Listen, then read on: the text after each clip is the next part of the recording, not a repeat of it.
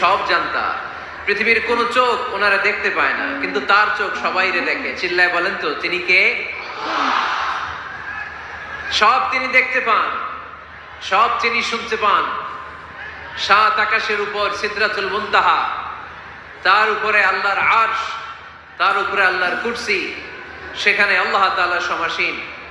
এই আরশের উপর থেকে আল্লাহ তাআলা জমিনের অতল গহ্বরে, কোন জঙ্গলে, কোন গুহার ভিতরে কোন পিপিলিকাও যদি হেঁটে যায়, আল্লাহ বলে এত উপর থেকে ওই পিঁপড়ার হেঁটে চলার পায়ের আওয়াজটাও আমি আল্লাহ শুনতে পাই।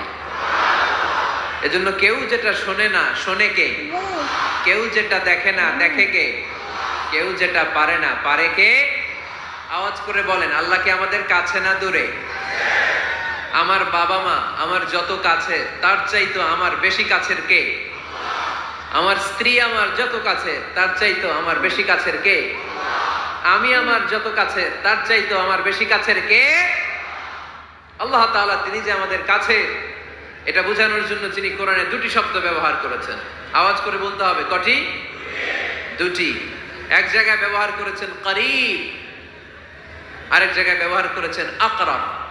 রব্বুল আলামিন বলেন, ওয়া ইযা সাআলাকা ইবাদি আন্নী